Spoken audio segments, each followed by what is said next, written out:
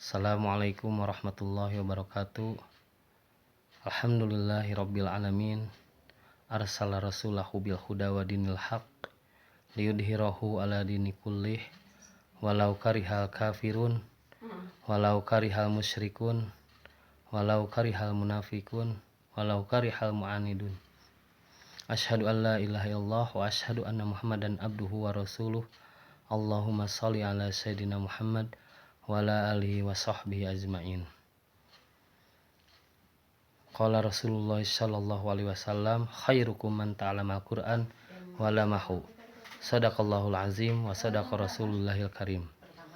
Alhamdulillah, puja-puji hanya milik Allah. Salawat serta salam kita curah limpahkan kepada habibana wa nabiyana Muhammad sallallahu alaihi wasallam, kepada keluarganya, kepada para sahabatnya, dan kepada para pengikutnya, yang mudah-mudahan kita pun termasuk pengikut akhir zaman yang insya Allah mendapatkan syafatul uzma darinya. Amin ya Allah ya Rabbal alamin.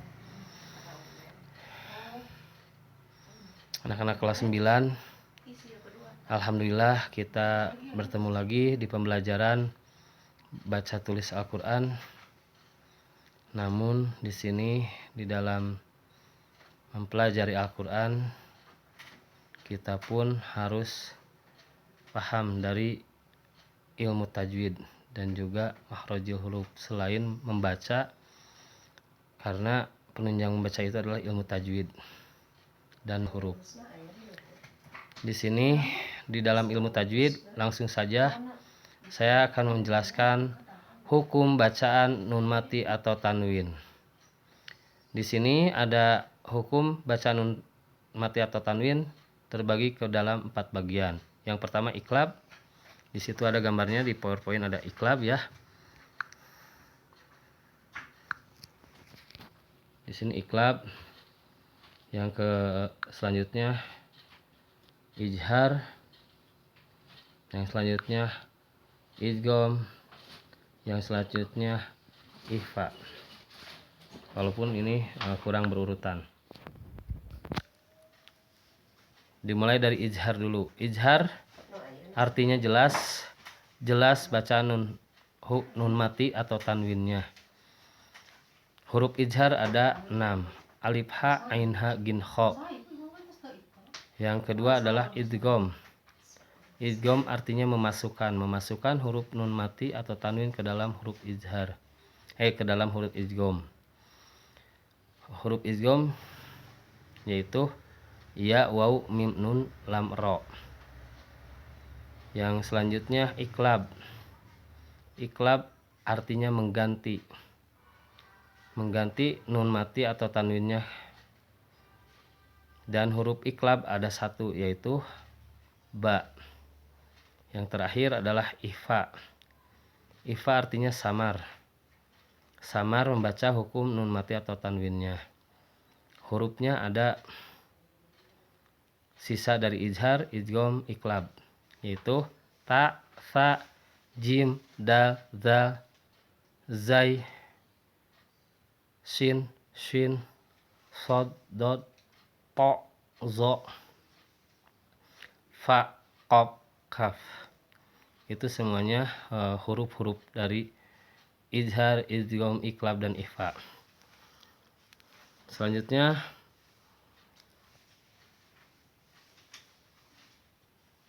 pembagian ijhar ada 2 ya.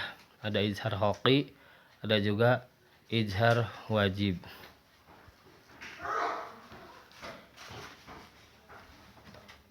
Menurut bahasa, ijhar adalah nampak jelas terang. Maksudnya adalah bunyi nun mati atau tanwinnya jelas tanpa berdengung sedikit pun. Apabila bertemu dengan salah satu 6 huruf, yaitu hamzah, ha, ain, ha, ghin, kha, dibaca dengan tempo 1 harokat atau ketukan. Contoh ijhar. Di sini ada beberapa contoh ya. Ketika tanwin domah tain atau domah tain atau tanwin domah di sini menghadapi huruf alif. Contohnya dari yang pertama, di sini ada azabun alim. Azabun alim. Di sini azabun alimnya azabun alim. Bunnya itu jelas ya, tanpa disertai dengan dengung ataupun disamarkan, tidak, tetapi azabun alim. Yang kedua, kasroh tain menghadapi huruf H. Di sini ada yang keduanya. Hurufin hari. Hurufin hari ya. Hurufin hari. Ini kasroh tain bertemu dengan H. Sedangkan H itu huruf izhar. Selanjutnya domah tain menghadapi huruf H kecil ya. Ada H, ada H. Di sini tulisannya ada alimun hakim, alimun hakim, alimun hakim. Di sini jelas domah tainnya ya, tidak disertai dengan dengung. Selanjutnya di sini ada contoh dari izhar khalqi, yaumin azimin. Yaumin azimin. Selanjutnya ada juga azizun ghafur. Domah tain menghadapi huruf ghin. Yang terakhir di sini ada nun mati menghadapi huruf kha. Dan kha ini adalah termasuk huruf izhar khalqi. Bunyinya min. Minnya itu dibaca dengan jelas, tidak disertai dengan dengung. Min khair, min khair. Itu contoh dari izhar khalqi. Mudah-mudahan kalian paham. Dan juga ada yang dinamakan izhar wajib. Apabila nun sukun bertemu dengan nun dan ya dalam satu kata, maka harus dibaca jelas ya. Itu dinamakan izhar wajib. Itu yang pertama tentang izhar. Yang kedua ada idgham. Idgham terbagi dua bagian. Yang pertama idgham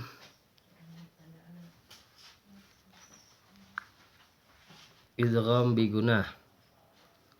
Yang kedua idgham bila gunah. Itu termasuk ke dalam idgham.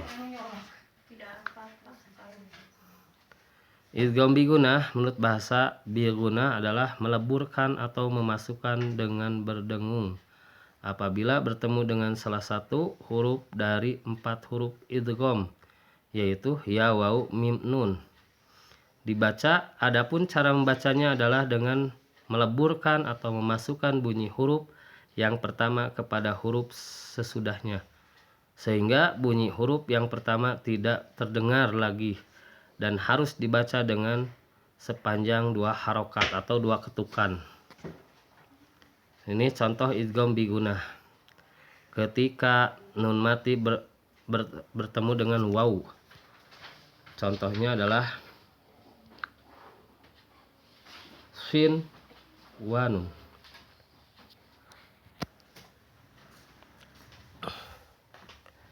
Yang kedua, domah tain menghadapi huruf mim. Azabum muhin. Yang ketiga, ini yang kedua ya. Yang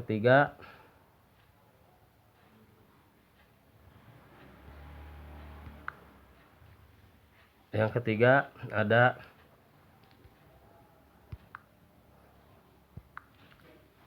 hisabai yasira.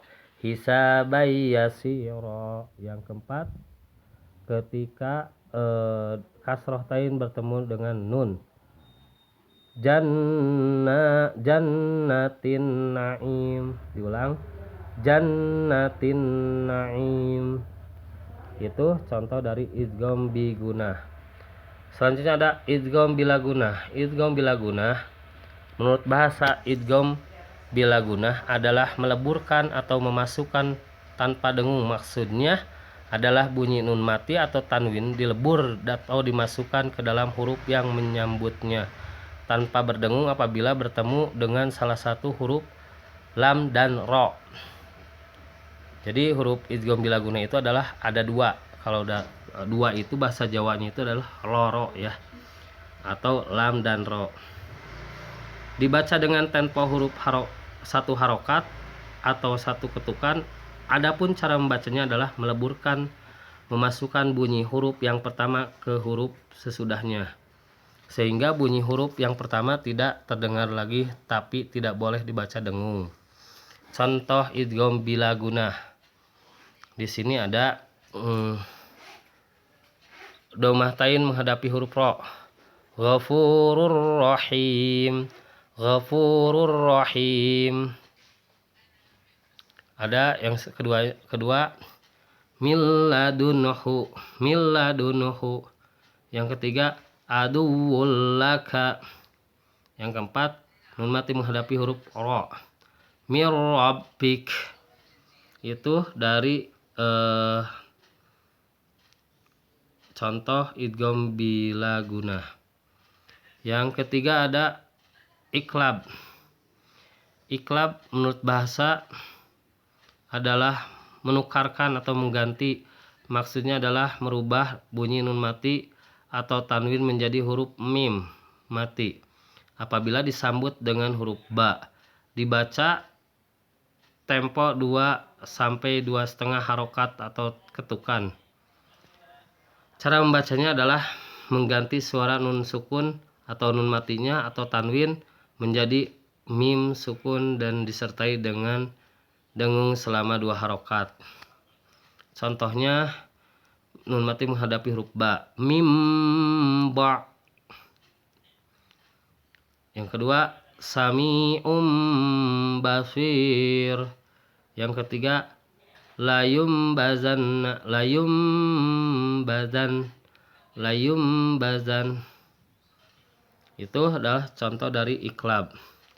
Yang terakhir ihfa, ihfa hakiki. Ihfa terbagi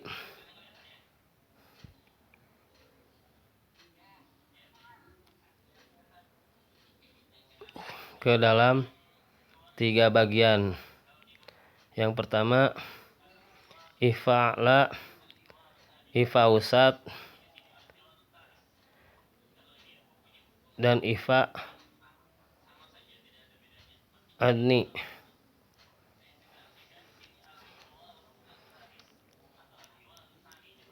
Menurut bahasa ifa artinya samar dan hurufnya za, fa, to, dal, ta, ko, so, ka, fa, sha, za, so, sa, za, dho.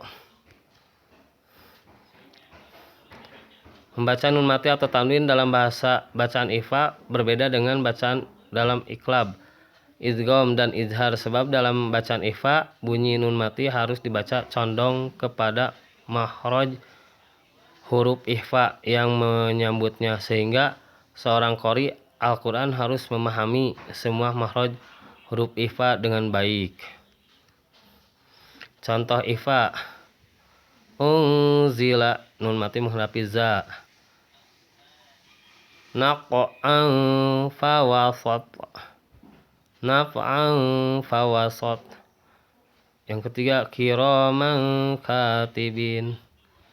Yang selanjutnya min sulasa, min sulasa, min sulalah.